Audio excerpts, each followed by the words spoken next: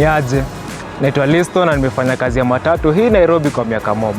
Kenya wakazi zaidi ya 17 million, yani wakazi 8 kati ya 10 wako kwa informal economy. Kama mimi tunasafirisha Kenya kwa kazi zao kila siku. But kuna shida. Kumekuwa na data kidogo sana kuhusu conditions tunafanyia kazi. But bila data ni ngumu kusikika, ni ngumu kudemand change. Ndio maana tumetimba kuna data lab na data for change. Liston. Tunawaka na group tatu za informal workers.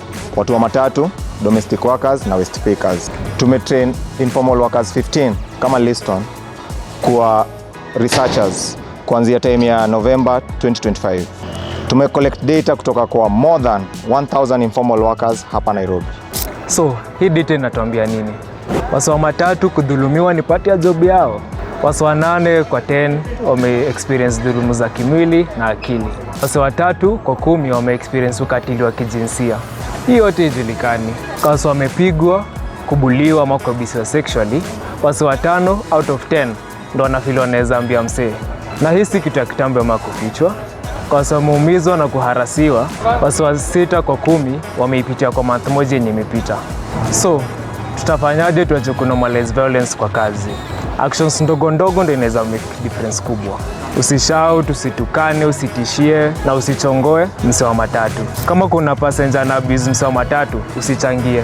Na kama ni safe, ongea na usaidie kutenganisha vita. Hii data inatuambia pia kuumia ni part kubwa kwa job. Ingawa mfanyikazi mmoja kwa 10 Kenya wanasema waliumia job ndani ya miaka 2 zilizopita. Sisi ni 6 kwa 10 wenye mpata madhara serious. Tunachoka pia. Data yetu inaonyesha wakazi wa matatu wana 12 hours kwa siku na siku 6 kwa wiki. Kazi yetu inatreatiwa kama kazi rejareja na si rejareja. Wase 89% wana work the same hours sana kwa wiki. But 97% wanalipwa daily ama kulingana na kazi umefanya, si monthly. Hii inafanya ikuwe ngumu kuplan, kusave ama kuishi stable. Na wengi wetu tunalipa ndo tuweze kusurvive system.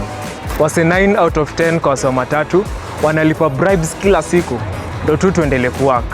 Tuna expectiwa kumubaraka, but pia tuna expectiwa kuzoea risk, cost ya kuishi na price ya kuitikiwa kufanya kazi. Sisi wafanyi kazi wa matatu hatusikiki. Wase 7 out of 10 hawana chance ya kushare views zao, na hata kama iko ni kidogo sana. Kwa wase wana feel hivyo, 5 out of 10 hawezi share views zao kwa sababu wanaogopa ku lose job. Ku speak up ni risky sana. Kama vile deo yako inaingia inalingana na vile unanyamazia vitu, kunyamaza inakuwa vile una survive. But sahi tunatumia sauti zetu na tunataka usaidizi wako.